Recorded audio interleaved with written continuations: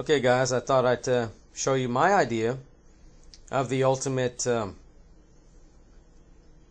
shit hit the fan, bug out bag, just in case bag, 72-hour bag, whatever you want to call it. Food supply. I was watching a couple of videos on YouTube and I strongly disagree with some of these folks. Got a couple guys out there with like a peanut butter kit and Planters nuts and chips.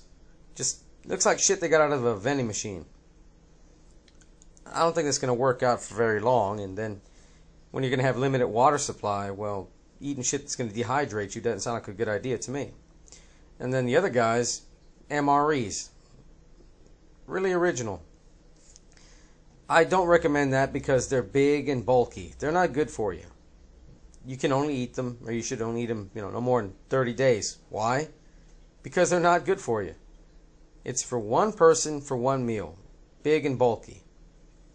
And for these guys that say, well, I'll just load up my truck or my car and, get the hell out of Dodge. Well, you got to remember, a lot of supplies is going to burn up fuel. If you store a lot more fuel in there, gas cans and shit, that's going to burn even more fuel to carry that. So you better plan on carrying stuff on your back, which you can carry on foot, bare minimum, just in case something goes wrong. That's where this comes in. Now, it's got rice, beans, basically.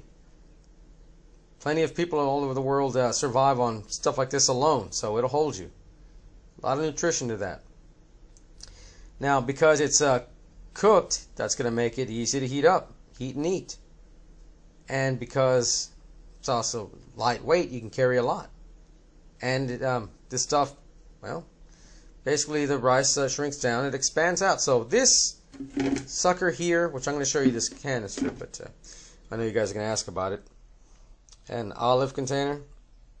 I really like this container. It has a really good top. It's really tight fitting, and then put this on, screw that sucker on real good. So basically, you'd fill it up, obviously, and then throw an oxygen absorber or hand warmer, I guess, same thing. On the top, when you open it up, you see it and you throw it out, and then you use whatever you need as you need it for how many people you got. So anyway, the rice and beans are already cooked up. When you bring it back to life, it'll make about 2.5, 3 times the amount. So this sucker, it's going to make at least 2 times this amount, close to 3. And it takes up, well, a third of the space, obviously, right? So, instant rice. I opened this up to show you guys. Some people haven't seen it, maybe, but 3-bean chili. Just bring it back to life. Now, because you're going to need water anyway to survive, you're going to have to boil it when you find it out there.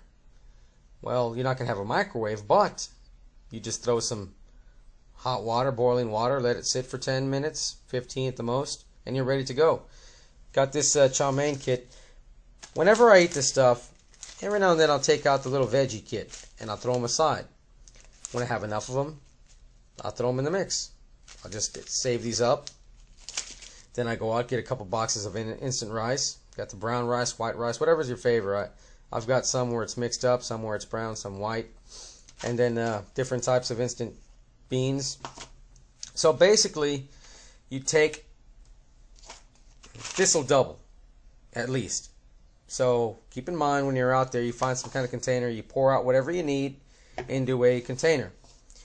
And then, because you have to boil water for a good 10 minutes, 10 minutes of a hard boil out there when you find water in a stream or something. Well, by the time it's safe to drink, it'll heat your food up. So you take this container, it'd be a mixture of all these 3. Halfway, you let it rest. There you go. If you got one of those Swiss Army knives with a fork, spoon, and all that, hey, better yet. If not, you can just go out, get a couple, twigs or something, shave that shit, and you got some chopsticks. Just let it sit. Put more rice maybe and let it get kind of clumpy. And there you go. We're not talking about, 3 square meals a day. We're talking about survival. This is lightweight, and it'll cover you and a couple other people for a good while. I mean, as far as, probably like anything else, you need a little bit of salt. You can take some bouillon cubes or some kind of spice, throw it in there, mix it up real good, and there you go. But it's not really that bad either. I've made this on a couple occasions just to test it out, and it works out pretty well. Lots of nutrition in this, not as much as if you made it fresh, but still way more than an MRE would, and definitely way more than a damn package of chips and Planters nuts.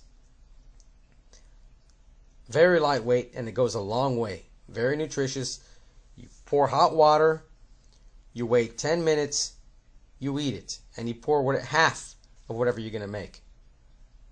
Right? We all watch cartoons where they put the drop of water and you got this whole meal that comes up. Well, we can't do that, but this is pretty damn close enough. And in the survival situation where there is no other food available, you'll be damn glad you had this. All you need is fire and water.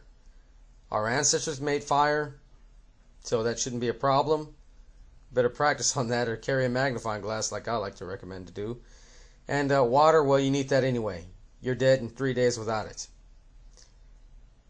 And again, you know, what you can carry, plan on carrying the stuff on your back, because your vehicle may break down, your vehicle is going to run out of fuel, and the more stuff you add in there, including fuel, like gas cans, well, the quicker you're going to run out of fuel.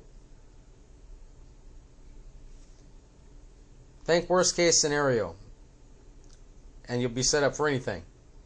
And if not, well, hell, I mean, if you were to fill up a vehicle with this shit, you'd be set up for a good long time. Anyway, something to think about, guys. Send me y'all suggestions, and maybe I'll come up with something else and make another video on some improvements or something.